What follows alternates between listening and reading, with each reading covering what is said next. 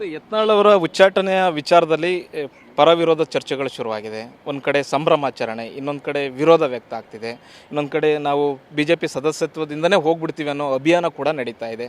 ಇದ್ರ ಬಗ್ಗೆ ನೀವೇನು ಹೇಳ್ತೀರಿ?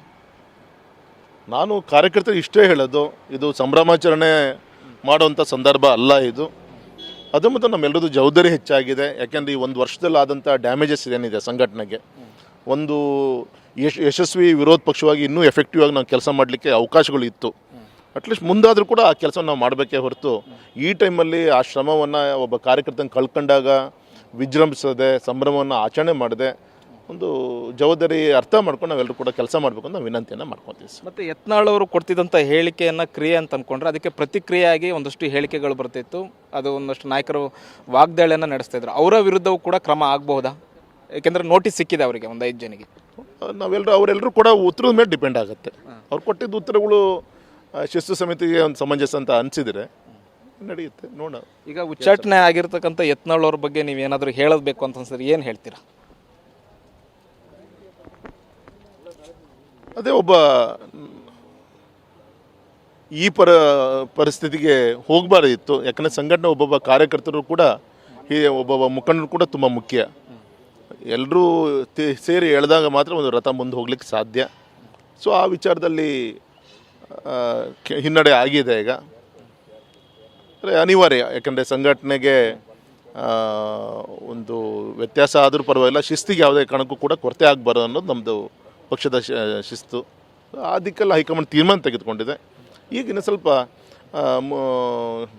ಏನು ಕೊರತೆ ಏನಾಗಿದೆ ತುಂಬುವಂಥ ಕೆಲಸ ಬರೋದ್ರಿಂದೆಲ್ಲ ಆಗುತ್ತೆ ಸರ್. ಮತ್ತು ಇನ್ನೊಂದು ಪ್ರಶ್ನೆ ಎದುರಾಗ್ತಿತ್ತು, ಯತ್ನಾಳ್ ಅವರು ಇಷ್ಟೊಂದು ಮಾತಾಡ್ತಾರೆ, ಆದರೂ ಯಾಕೆ ಹೈಕಮಾಂಡು ತಾಳ್ಮೆಯನ್ನು ವಹಿಸಿದೆ, ಸಮಾಧಾನ ವಹಿಸಿದೆ ಅನ್ನುವಂಥದ್ದು 1-1.5 ವರ್ಷದಿಂದ ಇದೇ ಪ್ರಶ್ನೆ ಆಗಿತ್ತು. ಕಾರ್ಯಕರ್ತರದ್ದು ಪ್ರಶ್ನೆ ಆಗಿತ್ತು, ನಾಯಕರುಗಳದ್ದು ಪ್ರಶ್ನೆ ಆಗಿತ್ತು. ಅದಕ್ಕೆಲ್ಲ ಉತ್ತರ ಹೈಕಮಾಂಡ್ ಕೊಡ್ತು ಅಂತ ಈಗ ಅನಿಸ್ತಾ ಇದೆಯಾ?